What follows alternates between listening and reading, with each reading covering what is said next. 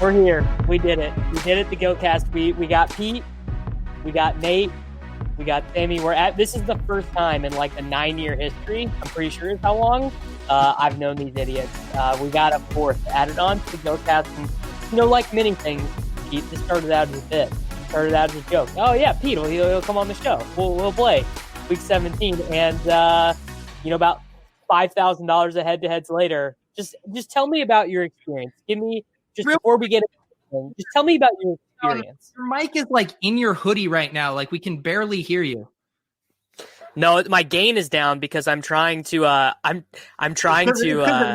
Because of Nate. Nate told you to turn down. My mic is fine. No, Nate, your mic sounds terrible, and so does Sammy's. Wait, my mic sounds good, man. My gain's fine. I'm using the Yeti this time. Everyone's good. This is going to be an absolute shit show, I can just tell. But yes, my first week of playing Cash, being a part of the Gillcast text thread this week has been a dream come true. I mean, Davis had me thinking I was going to lose 100% of my action this week after Marvin Jones second. It wasn't looking good, bud. It was not looking good for us. At about 2 p.m. Central Time, 3 p.m. Eastern, things were looking pretty thin for the gang. It was not great, but of course I actually don't know what people were rooting for with this show with Peter on, but I hate to break it to you guys. We all won. We all made money. Nate didn't make as much money as he should have because he's stubborn. But we love him anyway. DeAndre Swift, baby. He's the play. He was as good as Jonathan Taylor. Yeah, it was. He was the only one who played Marvin Jones, Nate. Yeah, it was looking good until that the last 200-yard game I faded from Jonathan Taylor. I mean, I was like sweeping until Jonathan Taylor hit the 245. Oh, we saw the tweets, Nate. We know it was tilting. It was tilting. I still made it. To be clear, I still profited on a week 17, but it was not as good as it should have been. Yeah, Nate, you only get so many chances to play two 250-yard rushers in Cash in the same week. I did it. That felt good. Davis did it. Felt good. Pete did it. That felt good. You only had one 250-yard rusher. That must have felt pretty bad. I thought I'd rather take Adrian Peterson's backup instead. So Pete, before we get into the scores and everything, just tell me about your experience. How do you feel after a week of being a cash game grinder? Was it what you expected? Was it different than you expected? Were you more or less upset than a usual Sunday?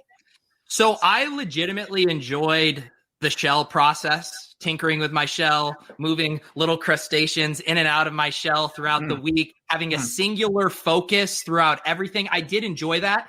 The kind of late slate swap kind of thing was just massively stressful. We had so much PMR left. I had no idea what to do with some of these kind of fringe cases where I was doing 2v2s, but I didn't know if I should be doing it. And that was incredibly stressful. The GPP bros, they just have 3 or 4 lineups, do a couple late swaps, you're good to go. When you have 100 head-to-heads, I didn't know what the fuck I was doing. Yeah, scaling. Well, this was a really terrible late swap cash slate because most of the time you're looking at late swapping like 3 spots, but basically usually there's like 2 games in the afternoon or like 3, and this week there was a million. 8. Yeah. So we all to be clear. Yeah, we had like one guy in the morning. You guys had like 2 or 3. It was like you had no idea what anybody else had, and you had no idea what you needed. It was pretty wild. To be clear, though, Davis takes it to an extreme. Late swaps, which was great. Davis takes it to an extreme. Every day at 12:15, 15 minutes after the game started, he goes, "I got to swap off everything in every week." Marvin Jones every single week, swap, boys. Davis is like so dead. Got to swap off everything. But I was right. When Marvin Jones had 4 for 60 and a touchdown after the first drive, I knew that swapping was coming, and I was right. I was 100% right. My day. He ruined my day because literally 4 minutes into the slate, I'm like, I got to change everything, and then it was fine. It was fine, Davis. If you would have just put Davis on mute, every week, your Sunday experience would have been so much better. So how do I get the Gillcast chat without Davis? Because that's the one I need, I guess. You just gotta All learn right, here's to the ignore score. Whirling Dervish, 190.10. I scored 189.9, which Pete, this is our unaltered lineup. This was our non-swap. Pete and I both made some swaps in. We had to swap against people who had both Kirk Cousins and Marvin Jones Jr. In head-to-heads after the beginning of the slate. Nate Noling, 176.6. And then Pete, much like yourself, much like myself, your swap lineup died. My swap lineup died too. I swapped in games where I was playing against people who had Kirk Cousins and Marvin Jones. I swapped Chris Carson over Derrick Henry, 30-point loss right there. And I swapped Corey Davis over Richie James. And I think they basically got the same amount of points. And then you did what? Carson and Woods. So, yeah, same thing. I have to ask Sammy, is it poor form to do your swap in the 4-man, the Gillcast 4-man? Because that's what I did. And it seemed like it was maybe poor form. No, it was fine. It was just, we knew that you had the same lineup as Davis. We knew you duped him, bro. So it's all good. Yeah, Davis, should we just get the elephant out in the room? Lots of calls for collusion, people saying we held hands while we built our cash game lineups. Let people know how the sausage got made. So this is why you and I played the same lineup, is because we both wanted to play Chenault. So people who wanted to play Chenault, if you wanted to play Chenault, what else would you have done? Holy shit. I can't believe you played Laviska Chenault in cash games 2 weeks in a row. 2 weeks in a row. Survived. And got three touchdowns out of it. Like, this is just like all-time branding. Hey, I'm a scout, bro. I know what I see, and Laviska just creates touchdowns, bro. He creates them. Yeah, and before people get the full clue, so Saul Goodman, you guys might know him on Twitter. He scooped one of my head-to-heads. He had the exact same lineup that Davis and I had, too. So if you wanted to play Chenault, you were getting funneled to that lineup. Yeah, you got to email DraftKings, get your rake back, man. Does anyone actually have to email them about that? Yeah. Yes. I'll hit up back. They are supposed. I never have to do it because nobody ever dupes me, so it's not a problem. Yeah, Sammy's never had to worry about that. They are supposed to automatically credit you, but they don't a lot of the time. So that's not great. So these were the locks: Jonathan Taylor, Ty Montgomery, Devontae Adams, Derrick Henry, and the Browns defense. Was Jonathan Taylor a lock? One of the people in the Gillcast crew did not think that Jonathan Taylor was a lock, which was an interesting theory. It was just interesting overall. So what that did lead to, though, is there was actually a lot of overlap this week. Like, I'm sure if I go through my games, I'm sure I was duped. There was a lot of 1v1s, like Keyshawn Johnson versus Richie James style games, Deshaun Hamilton versus whoever style games. I'll let Nate go here, because Nate was I think the earliest to play Kirk. Break me down why we all played Kirk Cousins. Well, I really liked the game environment. I thought it was the second highest total of the week. It was in a dome. Both defenses are just brutal. And, I know Davis loves to talk about this whole motivation thing, but like Detroit hasn't had anything to play for, and like they still go out. Like, so I didn't have any fear about like this game turning into something like, as long as Stafford was in, this game was going to be a high scoring game for me. So I wanted Kirk. Ultimately, I also wanted Jefferson, but obviously couldn't get there in cash. I thought Jefferson was a great play. I thought Swift was a great play. I thought Jones was a great play. Honestly, if it was a different week, I could have even gotten to Stafford in cash. I just didn't need to. I felt better about Kirk, but I wanted that game in cash. That was like the priority for me. I love how when you said Davis with this whole motivation thing is as if he invented like the angle of talking about motivation in week 17. The first person. Yeah. Well, no, but it's Davis. Davis like loves narrative street. He's grown and matured a lot in his game recently, but like he's still, when you give him a narrative, like Davis loves it. He just loves it. It's not narrative though, Nate. Some teams have mathematical reasons to play the game, and some don't. Teams don't care. Yeah. When you know someone's not going to be on the field, that is not motivation. That's like the coach has said, we are not playing these guys full snaps. You don't play the Bills because we know they're not playing the full game. When Matt Stafford is out there, when Matt Stafford is out there, there's no reason to question whether or not Matt Stafford wants to win a football game and is going to throw the ball as hard. Like, he's going to make the best decisions he can, the best throws that he can. Marvin Jones is going to run the routes that he can. Like, They're not going to. Weren't you on Motivation Street? I mean, Matt Stafford guts through like 6 different injuries. He did. He got on Motivation Street. But he guts it out and he gets out there. Don't you think the men around him are going to rally? Don't you think Marvin Jones is going to step his game up and say, look, if Matt Stafford's going to put it on the line, I'm putting it on the line too. That's what he did. And you played Marvin Jones. I think this was closet sharp of you. I don't know why you're hating on the narrative. No, it wasn't closet. I just wanted to play the game. Like, the motivation factor was not just the dome boner. That's it. Well, Marvin Jones obviously has been getting incredible volume for his price. He was a value regardless of where Marvin Jones yet. We're on Kirk Cousins right now. We will let you have your moment with Marvin Jones. Pete, okay. Kirk Cousins with no Dalvin, they were going to pass. You have to play Kirk Cousins with no Dalvin because that was they're not going to run the ball with Alexander Madison in the red zone the way they have been with Getting steamrolled by Nolan on the Gillcast is like a dream come true. Keep throwing questions to me and just have Nolan keep talking about Marvin Jones. I want it. He wants it so bad. What he wants to do is he wants to get as much Marvin Jones talk in before we get to Jonathan Taylor. He just wants as many moments of Marvin Jones chat. My internet is going to suspiciously like start glitching out. His mic's going to get messed up. I gotta go, guys. Bye. Yeah.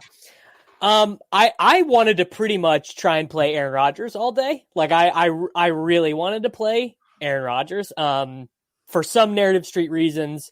And then also just because Rodgers gets 20 or 25 pretty much every time he plays, but obviously not great. I mean, Lamar, a lot of people played, but he only got 25. He ended up 3 yards short of the rushing bonus. Did you ever have any other QBs in your shell, Pete?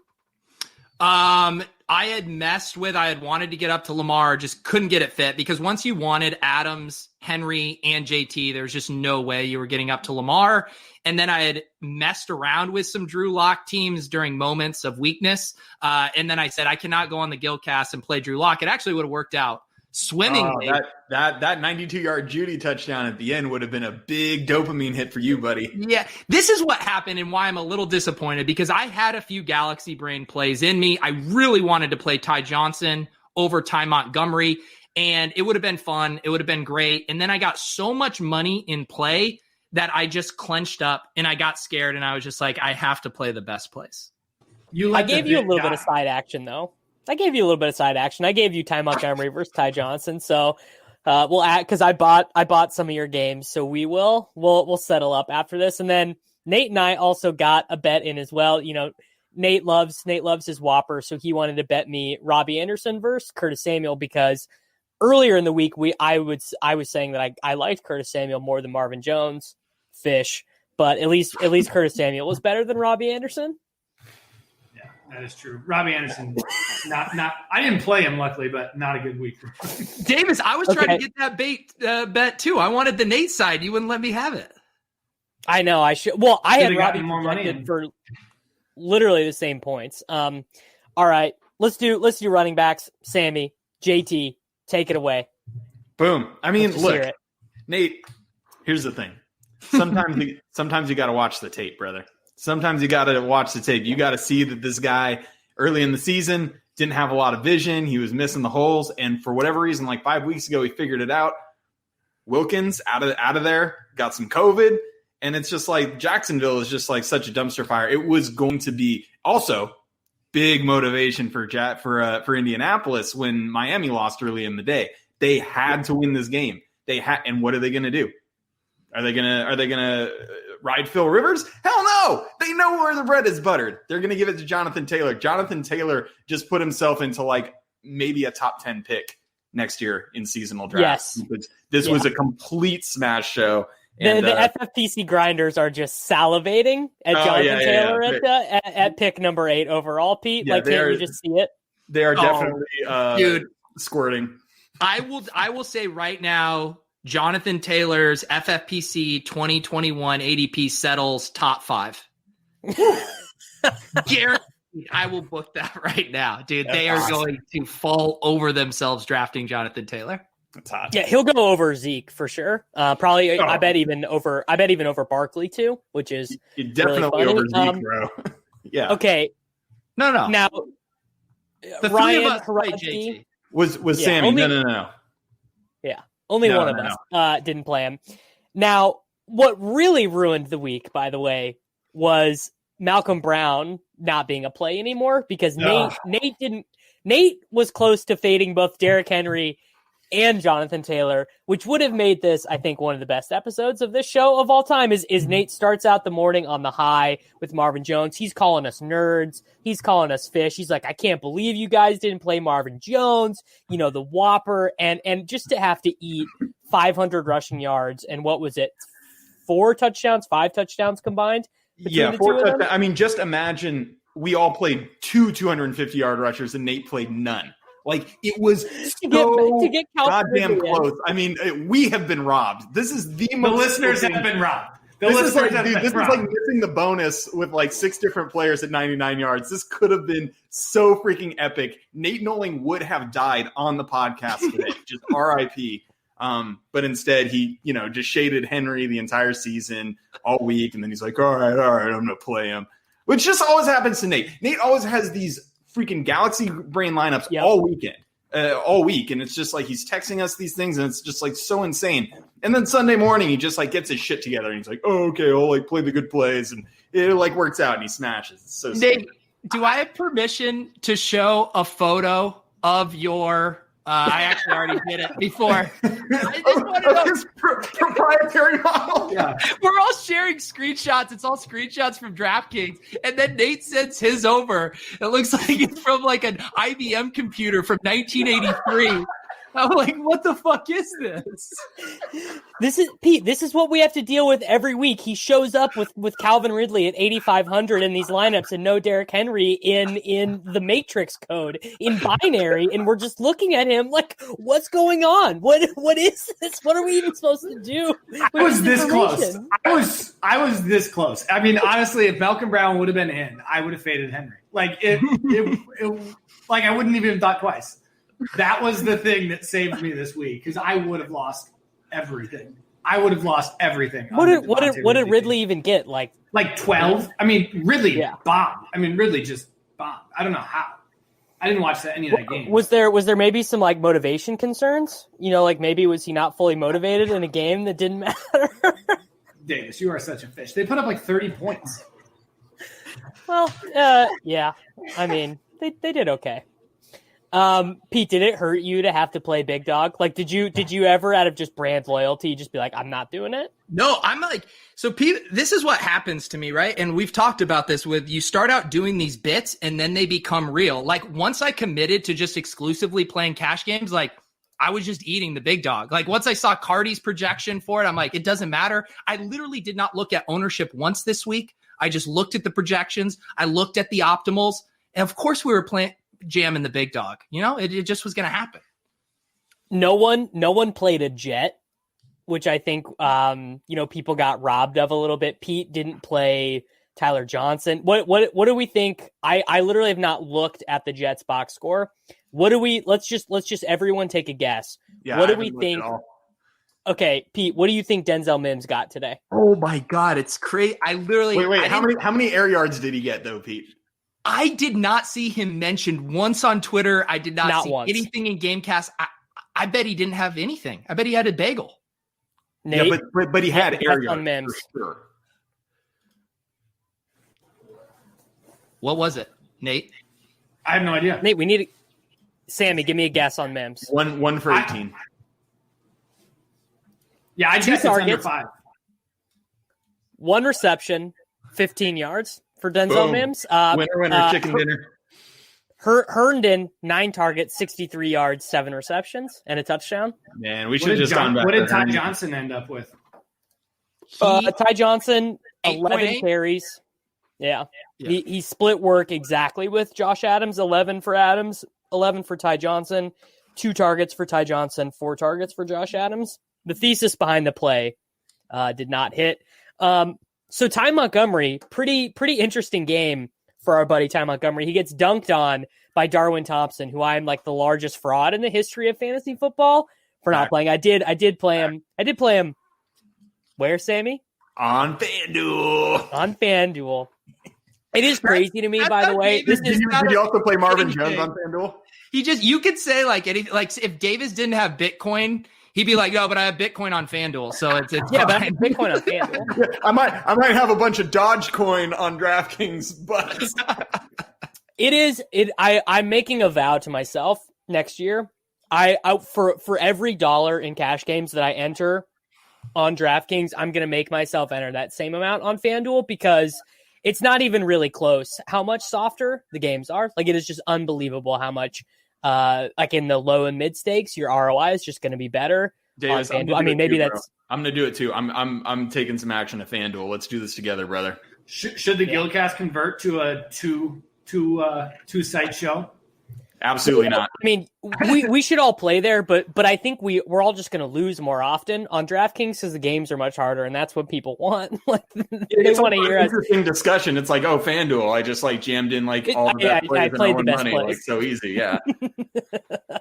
So Ty Montgomery, though, 18 rushing attempts, 105 yards. He got extremely lucky to get this. By the way, he had a 33-yard run, a 17-yard run, and then they gave him 4 carries at the end of the game to get him over there. But Well, I mean, you're saying he's lucky, but I thought he was unlucky. He got like 1 target the whole game. I thought that was the like thesis behind the play is he was going to be like Kamara. yeah, but the thesis was just wrong. Wow. Yeah, he wasn't used at all, like how we thought it was. We got Where's number totally 88? lucky. I mean, what are we doing here? I don't know. I mean, Pete was on this early. Pete didn't want to play Ty Montgomery. I mean, it's not. I mean, he ended up being a better play than Ty Johnson, who I would have played instead. So I don't. I mean, he hit the bonus. I mean, 18 carries for 105. I mean, I don't know. It's fine, right? Yeah, and got cucked by Taysom Hill. It's just like, when will we ever learn about the Saints running backs? It's just like setting up so big for a Taysom cuck. And yet I never saw it coming until it happened. And it was like, oh yeah, of course. Like, why did I do this? This Ty Montgomery game gave me huge throwbacks to the 2018 Dwayne Washington week where Kamara got all the first half touches, even though they were playing for nothing. And on the last play of the game, Dwayne Washington busted off like a 12-yard run or something to get 101 yards, which means that he got 13.1 DraftKings points because he hit the bonus with no receptions and no targets. You'll never forget. Strong. Do you remember when Ty Montgomery was like a stone cold lock when he was on the Packers like 2 or 3 years ago, and we just jammed him in for like each of the first 3 weeks and printed, and then he got hurt? It was like gone. It was longer ago than that. It was 4 years ago. In Green Bay. Yeah. No shit. All right. And I remember the first week you and I played him, and Nate didn't, and he was like, "You guys are so stupid playing a wide receiver at running back. He's not going to get any touches, bro." Yep. That does sound like me. All right, so that's running back. All right, Nate, do your fucking bit. Just wait. We're going to talk about Nate playing DeAndre Swift, right? Oh yeah, Nate. Okay, yeah, first, I gotta take before my we give L you there. the glory, yeah, take it first. Yeah, I got to take my L there. Well, I mean, I already talked about it. The game environment was the number one reason, but DeAndre Swift has gotten like elite passing usage the past like 5-6 weeks. I mean, I think he's had over 5 targets or above in the last 5 straight games. And outside of Eckler, I think he was like second highest target share for any running back on the slate for me. And with the price discount from JT, I had him at a very similar rushing attempt share. It was like 10 to 12% less rushing attempt share, way higher target share, and then a lower touchdown projection. And I thought I could save money there and get up from one of the floor wide receivers that I didn't want to play. And so I just went to Swift. It wasn't that I hated Jonathan Taylor. It was just that I thought Swift was a better use of like $1,200 less that discount was better spent at wide receiver. And I ate it with Swift. I mean, that was tilting. Well, you had to pay up for Keelan Cole. Were you worried about Adrian Peterson? I was not worried about Adrian Peterson, which was a miss. Oh, poor. He ripped off like a 30-yard run like immediately. Nate, you forgot about the revenge narrative, bro. You got to be more tied into the motivations. They wanted to get him a touchdown today, bro. Yeah. I mean, Nate actually, like, you ran super good for Swift to get that touchdown at the end because they were like down with like time expiring and they like hurried up. Somebody got down to like the 2-yard line and then they played hurry up and got Swift in, and he like got in by pubic hair. He didn't run that good because it was Marvin Jones that got them to the 2, and that would have gotten Marvin to 51 for the day. Yeah, but I mean, but a lot of people played Marvin and nobody played Swift. Yeah, what was Swift owned in your games? Like literally 2%? No, I think he was a little higher. I think he was closer to 10. I think 8-ish. Yeah. All right. Do your Marvin Jones bit. Explain to what you took the L. Now you can take your victory lap on Marvin Jones, who is in every site's optimal lineup, and I excluded him due to his violations of the age model. Just like Jamison Crowder last week, by the way, Davis. Just like Jamison Crowder last week.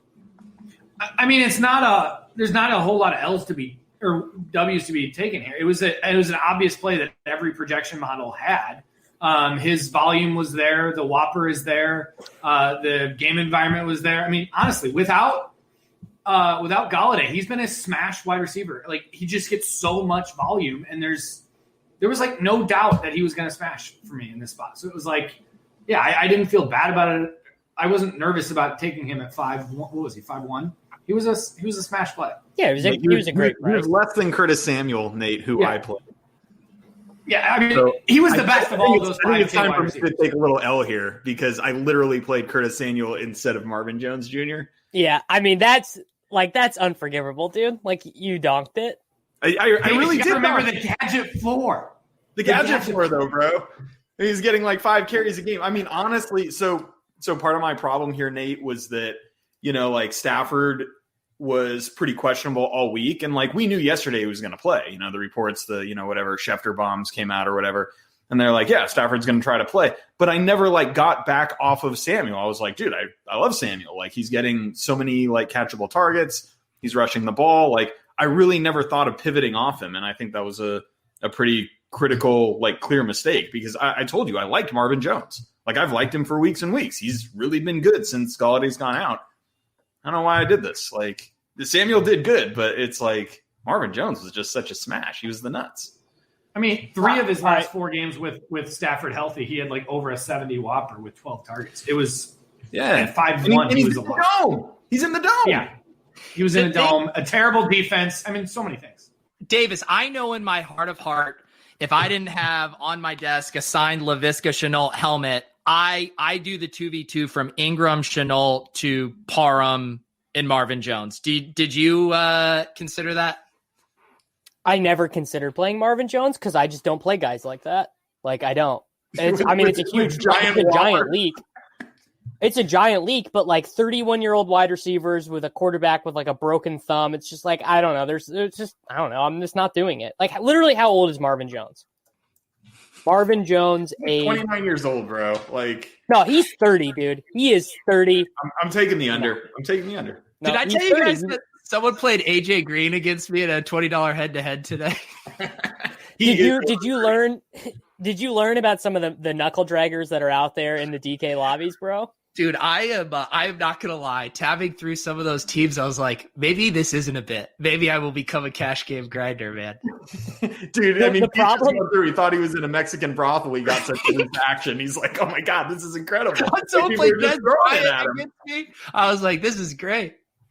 So the problem is that for cash to be worth all of the emotion you put into it, you'd have to get this many invites every single week. Like, you'd have to be getting $4,000 of invites every single week. Like, I get some soft games against people who are bad, but it's not enough to make up if like my team's just terrible. Like, you can win a couple 109s, but still just get crushed on the day if your team is just egregious. Here's the thing about the cash game Sweat. I mean, it is like a slow drip. It's a waterboard torture. Like GPP, yes. It's like, oh, Marvin Jones goes off and you don't have him. GG, we're done for the day. Like, let's go out, take your dog for a walk. You're Nate Nolan. You guys were just like constantly, we just have to keep grinding out every Richie James target, every Ty Montgomery carry. I'm like, I hate this. I'm above the line. In the double ups. Oh no! Like you spend your whole day being frustrated to get paid like 10% is a good day. It's the most stressful 10% you'll ever make. Yeah, I knew it was a bit, Pete, but like really, like when you're talking about like just really barely making it over 50% wins. I mean, you really felt this today. Like this is what happened.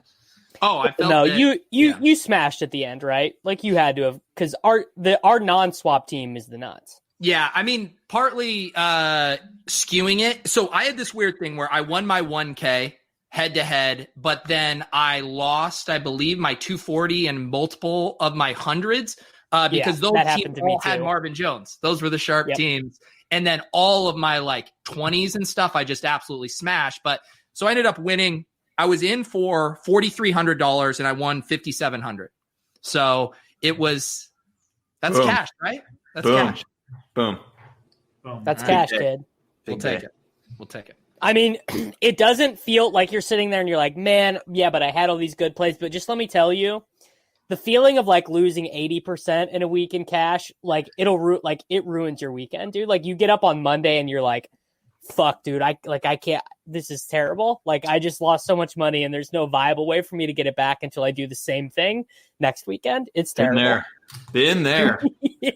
We need to talk about these 3K floor wide receivers that everybody got on. There we go. Like, we need to talk about it. I want to hear. I don't want to talk about playing Keyshawn Johnson in cash. I want to hear what happened, like what got in the water where all of everybody in the industry was just like, yeah, I'll take Richie James and put American dollars. And I feel confident in these guys. I mean, I played Keelan freaking Cole in cash games. I was seeing 3K wide receivers that were terror bad at like 15% ownership. What is happening? Why did we get was it just that there was 15 games and everybody? Well, what happened? It's a combination of things. One, it's that there are, without a shadow of a doubt, there will be a couple 3K wide receivers who go off, right? It is just a fact of the week 17 slate, right? There's a bunch of guys resting.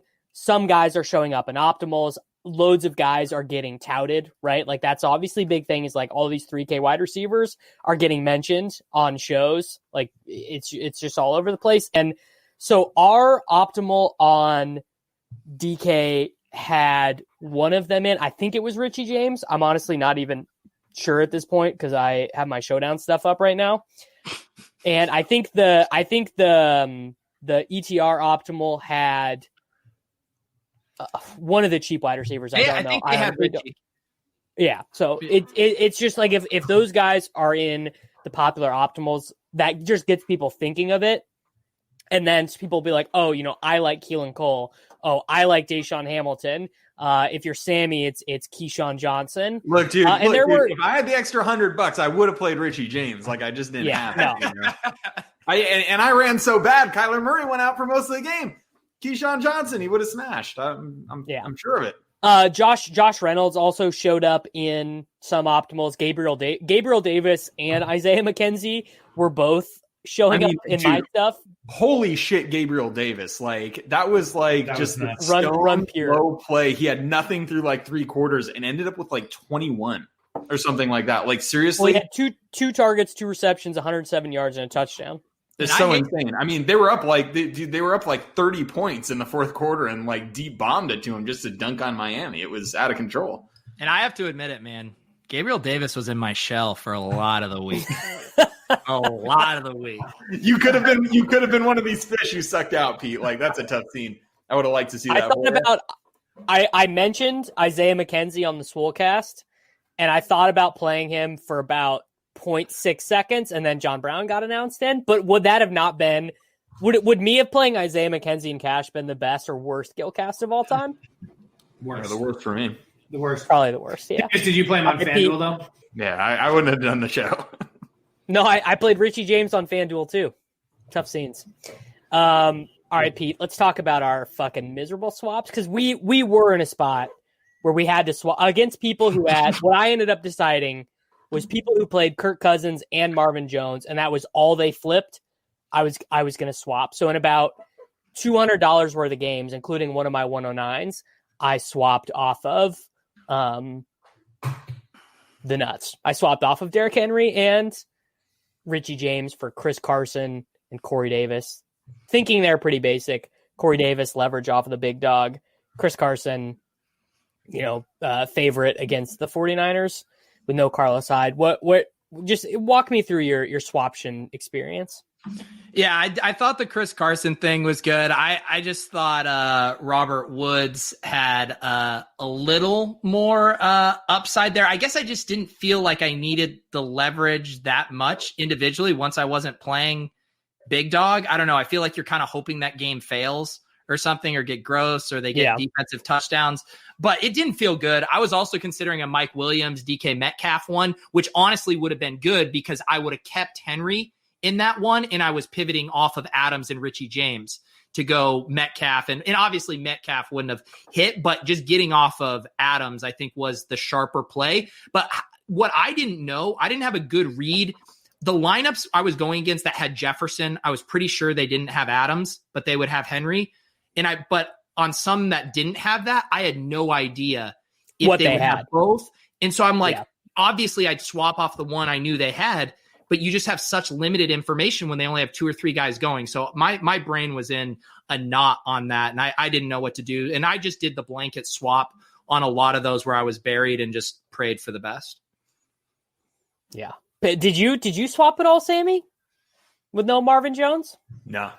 I don't swap. Hell no, dude. I had a dope ass lineup. Like, I wasn't gonna swap. I'm not you. I didn't panic. I'm like, dude, I have this. What did you have? Oh, because you also didn't have the Ingram airball. No, right. I didn't. Yeah, the Ingram thing was tilting. Yeah. Let's talk about the Devontae thing before we get to Ingram, though. I mean, he just ran bad. The Packers ran like here at one point. Was it Bakhtiari? Because that was like my one fear all week was like, does this whole like offensive line completely being in shambles now like affect Rodgers and Devontae? No, they just got dominated on defense. The Bears had 35 minutes time of possession. They ran 74 plays. The Packers ran 44 plays. It was the defense that sucked. They got and the Packers like threw these like long touchdowns to like MVS in Lazard like that. Yeah, I mean, in the fourth quarter, the Bears had a 7-minute drive that went 40 yards and got no points on the board. Like, it was the most Trubisky Nagy drive of all time. It's just there's nothing you can do. Nate, they made the playoffs. Nate, did you consider playing David Montgomery today? Considered it. Also considered DJ. Didn't end there, but they must start down, dude. You gotta Are you serious that the Bears made the playoffs? Yeah. Yeah. No fucking way. The Bears and the Browns made the playoffs, man. Yeah. 2020, baby. 2020. Can I bet this line yet? 2020 it's different, guys. Is it the Saints they get? I actually did this all on a board earlier. Let's see it. Do we have the first Pete bit? I don't remember. Is it? No, I went full Steve Kornacki. Yeah, the Saints versus the Bears, I believe, is what I have here. I don't really want to bet on. I don't really want to bet on the Saints, though. I can't tell if there's actual words there or if it's. I don't think it's words. Oh wait, there are. No, it is. And then we had I had Leone and Holka pick how the playoffs were going to go, and Leone picked the Bills to win the Super Bowl. Surprise, surprise. Surprise. What can you do? Honestly, though, Josh Allen's a stud. He is. Evan Ingram, bro. Hot what do we do? Like, what? This was terrible, man. Wait, hold on. Wait. Before we get to tight end, Laviska fucking Shenault. Am I right, Pete? Am I right? Imagine not playing Laviska Shenault, the TD maker. How poetic for your cash week to be able to cash in on Laviska Shenault. Dude, when I go back and watch the All 22, I'm sure I'm going to have a take like they were just manufacturing touches for him in the red zone. I mean, the other thing, he was in the dome. He was in the dome. Boner. Hey, how did we miss out on this? Dome boner, man. Just imagine. He played Keelan Cole. What? Did you really? Yeah. I needed a 3K. Wait a minute, let me pull this up. Is that true? Yeah, I legit did. I needed a 3K. Dude, you played Keyshawn Johnson. You can't laugh at anyone's wide receiver choices. Everybody had to do a 3K. I'm not playing Richie James. Yeah. I thought about Conley, but the reason I went Cole was because, I mean, Glennon, you want the slot wide receiver who can't get down the field. Like, dude. So, oh my God. He was playing behind like Terry Godwin. Do you know who Terry Godwin is? He's the main slot guy. Anytime they have 3 wide receivers, he's running the routes that Glennon's arm can get to. So I figured he'd get all the targets. Bro, he put up Deontay Johnson type efficiency. How dare you? Like 8 targets. How dare you? Oh yeah, let's do a check on our guy Deontay's yards per target today. Deontay Keep Johnson. scrolling. No, huge yards per target today. He might even be up to like Matt Asiata levels of yards per target now because he racked up 96 yards on 4 targets. God, you know what felt so good? It was last week playing Deontay Johnson in cash and just like dunking on you guys. I mean, who cares about his yards per target? He's getting like 14 targets every game. Like, do we need to relitigate this? No, not today, bro. No, not today, bro. Because yards per target. How are you feeling about the Steelers in the playoffs? How are we feeling good? We feeling confident? No, I'm going to offer you a buyout on that. Best team in the NFL. You can buy me out for $50. Okay, let's talk offline. I'm going to heavily consider this. All of us are sending. I got to see how quickly we're going to meet the Bills. You're going to owe me $125 if the Chiefs make the second round, right? Wasn't it 50 to 125? I don't know, man. I'd had a little bit to smoke that day. I honestly don't recall it all. All right, so of all the dumb shit of this slate, I don't feel bad about not playing Marvin Jones because I just want if I'm gonna fucking lose and Marvin Jones get 40, I'm gonna lose and Marvin Jones gets 40. That's the name of the game. But not playing Donald Parham, dude. Donald Parham is like an XFL stud. I played him last week and I told Nate he was bad for not playing him, and then he played a bunch of snaps and he was gonna do the same thing again. What? Why did we not play Parham, Pete? Why did we not play Parham? I played Parham. I know. Because I was looking at optimals and I saw no Parham and I kept seeing fucking Evan Ingram in all of them. And my Nate brain kicked in and I was like, I must play Ingram. You got to give him the XFL boost. Pete, I mean, don't get me wrong. Sometimes you got to look at the optimals. That would have led you to Marvin Jones Jr. this week. It would have led you to Crowder. But occasionally, and this is the thing you got to remember about cash games, sometimes it's a little bit more of an art. And you have to know that Parham was on the field. He's big, he's fast, he's tall, he can make plays. They look for him in the red zone. And lo and behold, touchdown Donald Parham. It was so lit. I mean, that was, Parham's last week on the show, I was bemoaning the fact that I played Parham, but because I didn't think he played that many snaps, but he was playing 80% of snaps. And I was like, oh, this is fantastic. And then they didn't bump up his price at all. It was like, y'all should have played Parham, man. Can you imagine if we had it would have been getting off Visca, but still doing the Ingram, that swap I talked about to get to Marvin and Parham. We do. We have Kirk, just falls Jones onto the desk for the Swellcast if the Gillcast if that happens. Could have been the nuts. I had a bad swap too. I could have gone down to Marvin Jones and then up to Richie James at my 3K receiver. That would have been hot. I mean, basically anything that got you to Marvin Jones would have been the nuts. What are you going to do? I mean, I can't believe Marvin Jones. Nate, literally. Here's the thing. Nate played Marvin Jones and he finished last. Nate played that's incredible. How did this happen?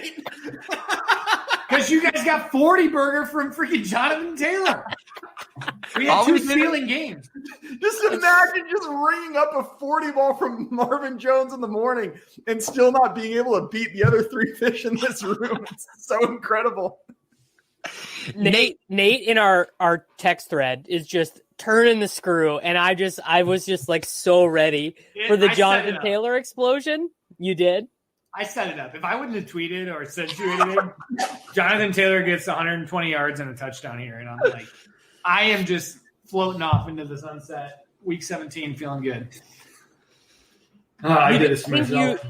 You mushed him into it with the tweet. You mushed him into it. I did this to myself. Bring up the tweet. Oh, yeah. You loved it. I did this to myself. Nate was so excited to get the windmill tweets in there. He couldn't even wait till the end of the slate. He's like, people won't be on Twitter later. I got to do it now. I got to get my interactions, bro. Poor Nate comes out of his shell once every 3 weeks to do a tweet, and then he mushed it. And the Cousins over Lamar thing, I was feeling so good. I'm like, oh my gosh, Kirk Cousins going to put up a freaking 40 burger. What are you guys doing? Follow Nate Noling on Twitter, guys. I mean, what are you doing? How's this guy? I mean, the dude has his own model. He's producing his own screenshots. And he only has 2,500 followers. Follow Nate on Twitter, you savages. Yeah, every 3 weeks you'll get one of these awesome Dunk on Davis tweets. It's incredible that Nate even has 25,000 or 2,500 followers just from being on this podcast. It's really something. It really is. So the Evan Ingram thing sucked. Yeah, I Nate, don't think we've told that enough. Have you been on, how many weeks have you played? Because you've been Team Waller. Have you played some Kelsey? So you've been willing to pay up at tight end. No, I don't like Kelsey prices have been too much at tight end for me. Waller even got to the point where I stopped playing Waller.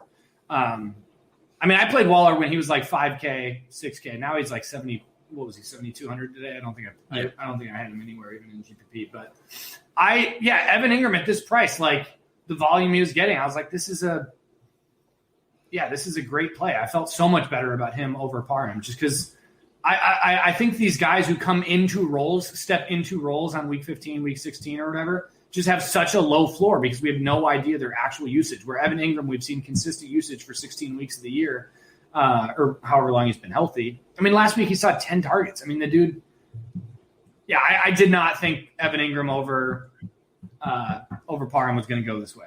Nate, did anyone have Kittle in their shell at all? Because he was in a lot of optimals as well. I did. I was going to play Kittle. I was rooting for that. Yeah. What would you have done at wide receiver? You would have had to go like 3K guys. Double. No. I wasn't going to play Jonathan Taylor, bro. I was also going to play. I was going to play Malcolm Brown and Kittle. We got robbed. This Malcolm Brown thing would have literally changed this whole show. Not for me. I was not playing him. Nate, by the way, Darren Waller was like 9 for 117 and a touchdown today. Oh, I know. He was in the winning Wildcat lineup. Dude, the Whopper is just so juicy on Darren Waller. I'm just saying, paying 7-1 at a tight end position is hard for me when, guys like Marvin Jones are 5-1. Yeah, Parham's 2.9. I mean, how can you justify it? What did Parham actually get? He only got 3 targets last week. What did he get? 2 targets this week, and one of them was a touchdown. Like, no, you're dunking on us, Sammy. I don't even know. What did he get? He got more than that. He got 4 targets, which was third on the team because they only threw 31 times. Yeah, so he ran bad, honestly, Nate. 3 targets last week and 4 targets this week. I'll take that. I believe he was either down at the 1 or had a touchdown called back though. Right, Sammy? No, he I think he got a target in the end zone that like he was really close to catching another one. I mean, Nate, there was also some air yard stuff you haven't like incorporated into your model yet, but I think when you do, you'll be pleasant. Yeah, you got to work on that. One thing Whopper. I did good Whopper. What I didn't incorporate into my model was Levine, Toliolo, and Caden Smith working ahead of Evan Ingram at a lot of points during the game. Watching Caden Smith do a spin move was not one of my highlights of the season. I think I have watching. I have played Caden Smith in. I was going to say, I remember you last year playing him. Yeah. We're on Caden. Yeah, I mean, you can't keep that guy off the field. He's too good. But what was great was getting the texts from Nate about Levine Toilolo like getting targets, and I'm like, where's Toilolo play? And I looked it up, and I saw it was on New York, and then I understood. Love it when Dante Pettis, gets the same amount of targets in the touchdown. That was Evan Ingram. So when Pettis scored the touchdown, I was like, "Oh, that's Evan Ingram." I thought so too. It was tilting. Boy, you don't love to see it. You don't love to see it at all. Yeah, let's talk Whopper, boys. I want to know what Parham's Whopper was today. It had to have been high. No, not good because he's low average up the target. Are you coming back week 17 with us next year? Oh yeah, we can make this a tradition. I don't ever want to. We got to get you. So we got to get you your deposit king bet back on FanDuel though, so you can do both. Oh, I legit need a deposit on FanDuel. I think I'm down to like $60 over there.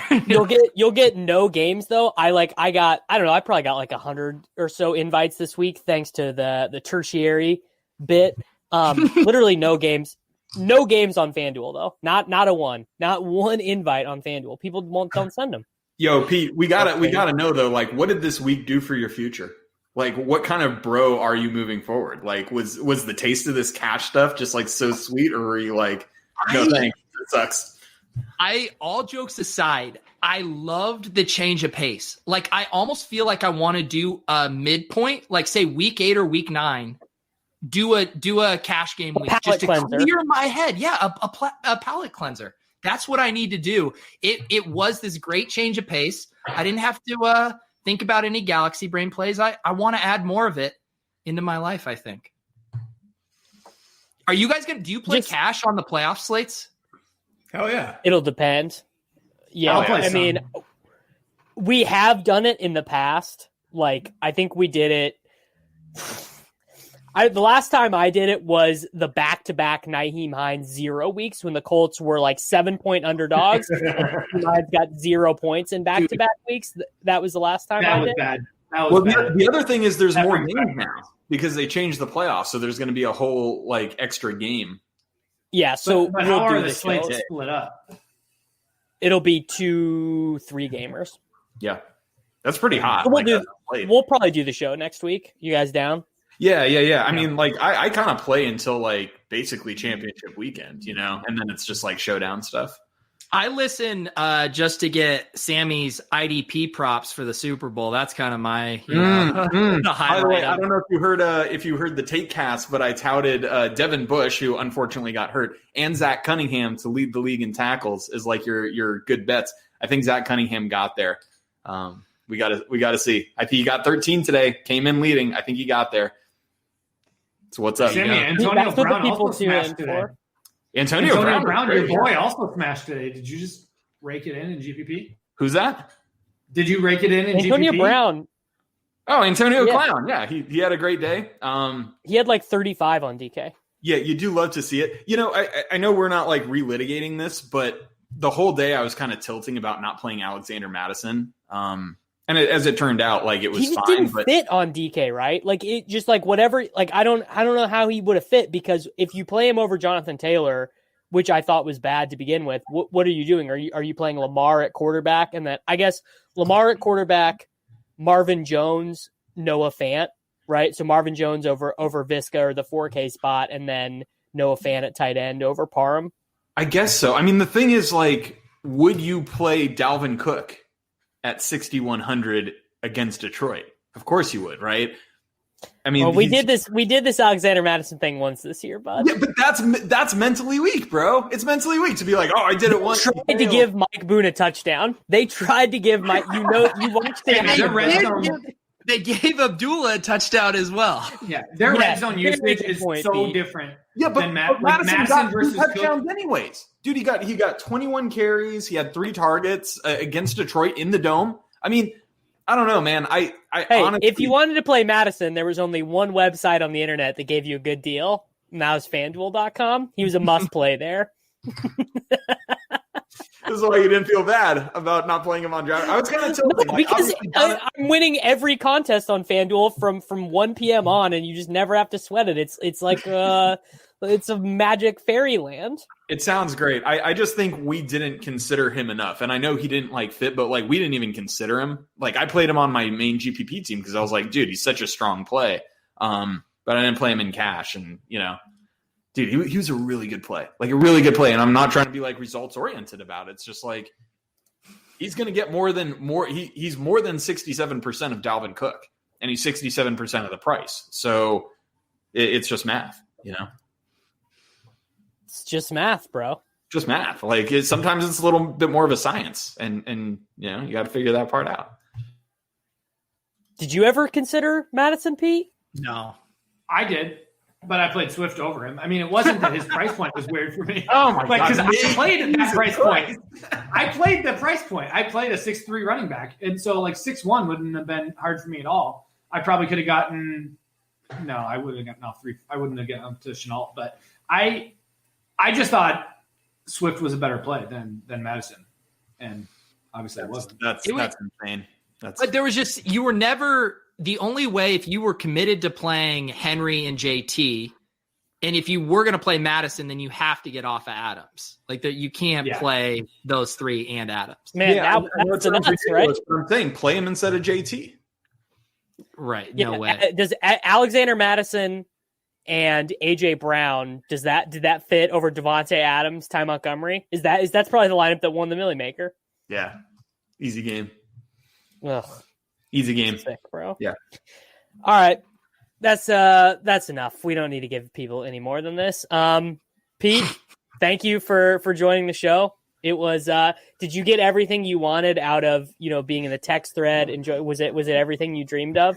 Seriously, I would pay my ROI this week just to be in the text thread throughout the week. That was the Did you thing. get your money's worth? Yeah. Oh yeah. I immediately, right after I knew I was doing this week, I was like, Davis, add me to the Gillcast text thread. I want to get in there. So yes, this was a wonderful week. I had a beautiful time focusing my attention on cash games. I do think week 17, because everyone say it's like a free for all and yada yada yada. That makes it even more variant. It's for easier. GPP. It's easier. Yeah. Week 17 is the cash game week. I do think that's a great cash game week. Yeah. Your choices are very narrowed because there will be clear spots like where you just are like guys are unfadable, like Derrick Henry, like Ty Montgomery. We can relitigate the Ty Montgomery stuff, but he was just a clear play. And then you'll have like 2 or 3 judgment spots, and if you get those right, you sweep. So I'm with you. Yeah. All right, everyone. Thank you for listening to the Gillcast, and we'll be back next week. At least one more week of the show, maybe 2. If you guys are good.